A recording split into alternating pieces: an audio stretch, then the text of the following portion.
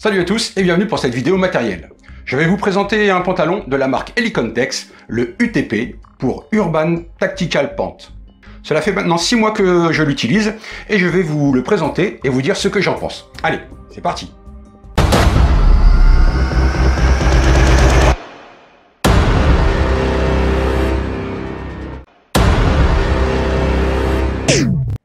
De par sa coupe qui est assez près du corps, un petit jean, le pantalon UTP s'inscrit dans un compromis entre un pantalon militaire et un pantalon plus civil ou de randonnée.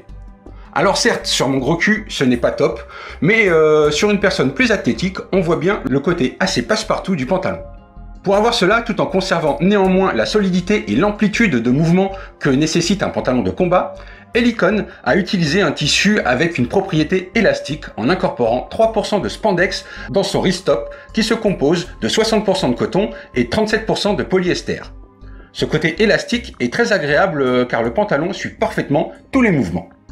Le pantalon est très léger et fin avec un grammage de 215 grammes au mètre carré, ce qui donne un pantalon de 624 grammes. La fermeture se fait via une bande velcro et une tirette de marque YKK. Au début, je n'étais pas super emballé par le velcro, mais au bout de 6 mois, il accroche toujours aussi fort. En plus, cela fait un passage de ceinture plat au niveau du ventre, contrairement à un bouton qui fait une épaisseur juste sous la boucle. Au niveau de la ceinture, il y a une bande extensible dans le dos. Cela permet au pantalon de suivre les mouvements de celui qui le porte et accessoirement de supporter une petite variation du tour de taille. Les passants de la ceinture sont larges et permettent sans problème de mettre toutes les ceintures tactiques jusqu'à 5 cm de largeur. Ils sont au nombre de 7, dont 3 dans le dos pour assurer un bon maintien du pantalon. Sous les deux passants avant, il y a une petite boucle de tissu pour mettre une cordelette ou un D-ring. Dernière chose au niveau de la ceinture, le pantalon dispose de 2 poches dissimulées à l'intérieur, pouvant recevoir des chargeurs d'armes de poing. On passe aux poches maintenant.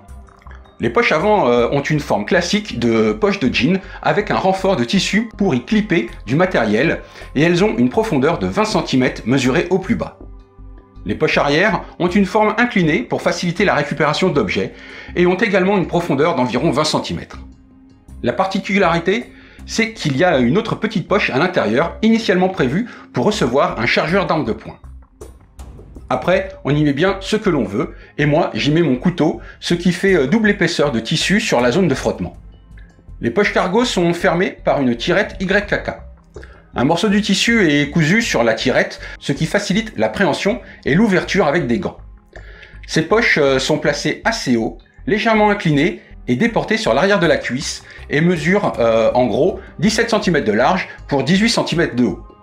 Il n'y a pas d'élément d'organisation à l'intérieur. Alors, que dire de ces poches? La fermeture par une tirette sécurise plus le contenu qu'une fermeture à velcro, mais peut risquer de se coincer suivant les milieux où on évolue. Le fait qu'elle soit placée assez haut la rend plus accessible, mais personnellement, cela me dérange un peu plus que les poches cargo plus basses. Cela est sûrement dû au fait de mes grosses cuisses, car j'éprouve la même gêne avec un 5.11 Strike qui a également les poches cargo assez hautes. Et comme elles sont décalées un peu vers l'arrière, cela me gêne lorsque je suis assis dans certaines voitures. Enfin, il y a encore sur chaque cuisse une petite poche fermée par un rabat à velcro.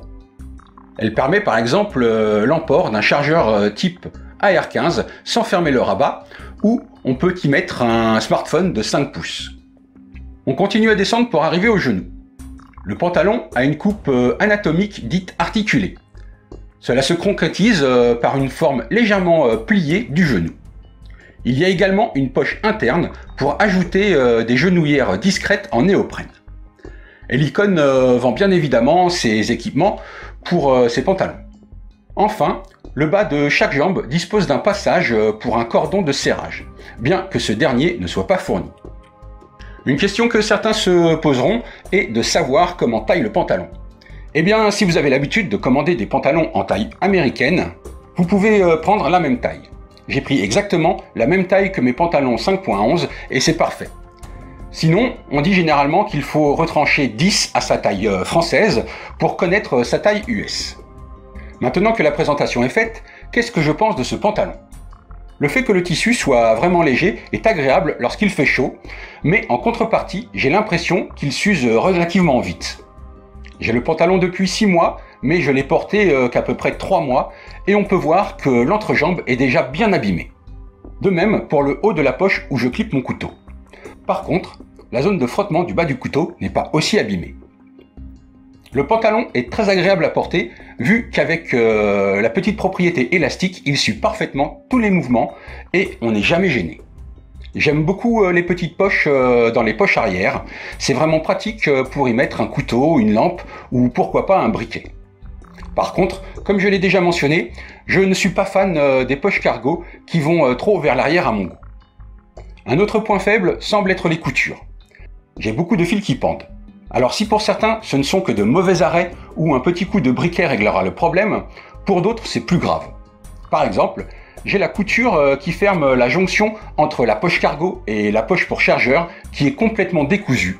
Et ce n'est vraiment pas top après 3 mois de port. Le prix de ce pantalon est de 74 € sur le site Helicontex. Pour vous donner une idée, par rapport au Strike de chez 5.11 qui le concurrence, c'est 15 € de moins. Et bien voilà, c'est fini pour cette vidéo. J'espère que cette présentation vous aidera à vous faire une idée sur ce pantalon et vous apportera une aide si vous hésitiez à l'acheter. Comme d'habitude, n'hésitez pas à laisser un commentaire, à mettre un pouce bleu si la vidéo vous a plu et à vous abonner si ce n'est pas encore fait. Partagez et faites connaître la chaîne car ce n'est que vous qui faites avancer les choses. Sur ce, je vous dis à plus pour une prochaine vidéo.